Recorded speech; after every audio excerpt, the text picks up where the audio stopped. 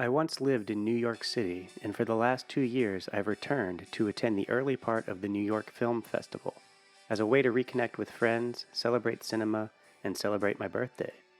Last year I was fortunate enough to see new works by the likes of Kelly Reichardt, a favorite of mine, and the legendary Paul Schrader, among others.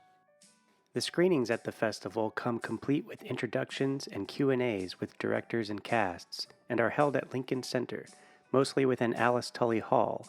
This year, because of the actors' strike, no actors were present for the Q&As, though Emma Stone did appear on a technicality. More on that later. First up was Foe, the new film by Garth Davis, who is perhaps best known for his Oscar-nominated movie Lion. Foe was indeed the worst film I saw at the fest, and might be my least favorite film I've seen all year.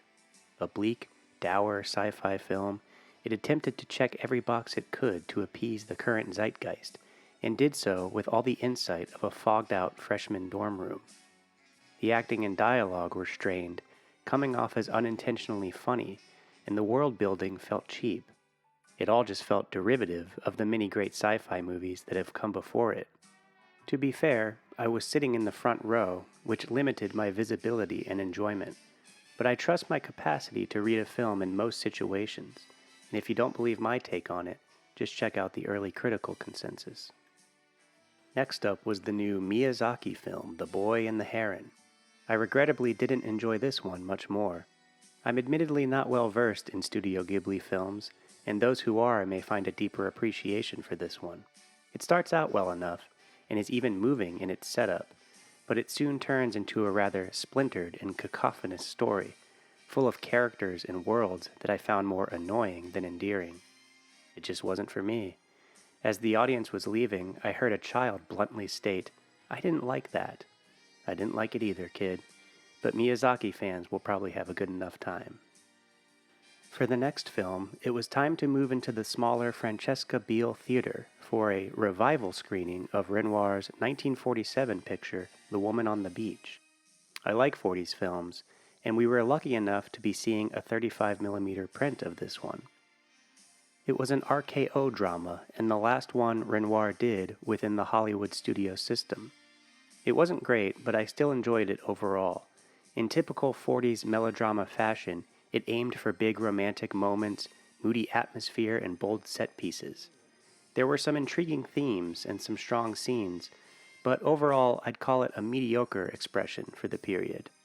But it was cozy. I like seeing all the cliches of that era play out.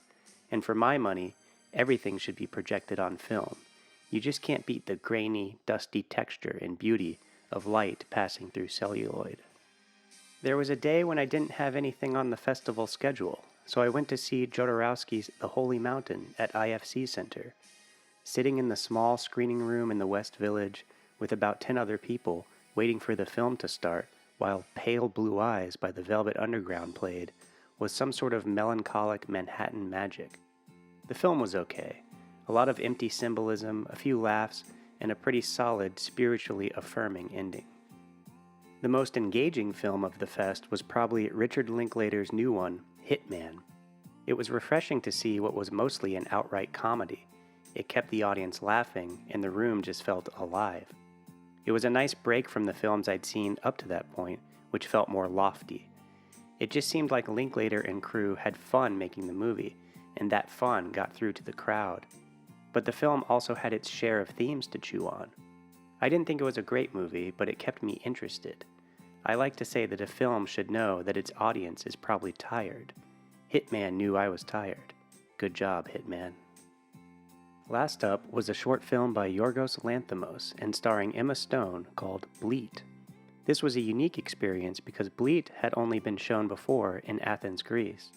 There was no sound recorded for the film, and so when it screens, it's meant to have an orchestra and choir accompanying it. Lanthimos also specifies that it must be projected on film only, so the whole thing was rather rare. It was like stepping into some dream, had collectively by whoever was in Alice Tully Hall. The film itself was okay. It was kind of narratively and visually unmotivated, coming off a bit like a student film or perfume commercial, but it was a special evening nonetheless. After the screening, Lanthimos and Stone came out for a Q&A, which ended up being about as fruitful as the film itself. The talk sort of just devolved into stone-making jokes, and I lost interest. I was hungry too. It was time to go have a birthday dinner. All in all, it wasn't my favorite crop of films, but the experience was worth it. Seeing friends, hanging out in the city, got my Marty Scorsese commemorative shirt, ate good food, save for a lasagna misadventure. I can't say I see myself living there again, but I'll certainly be visiting. New York is some sort of gross, charming fairy tale where you sip your wine outside a West Village Italian restaurant, and the bouquet mingles with a gentle smell of piss that seems to permanently hang in the air. It's a singular, weighty energy that both daunts and inspires. New York Film Festival 62 next year? Perhaps. Or perhaps I'll make my own schedule of films. There's always some classic playing in some theater there. Whatever you do concerning films, do it for the love of the medium. Stay true. Thanks for listening, and see you soon.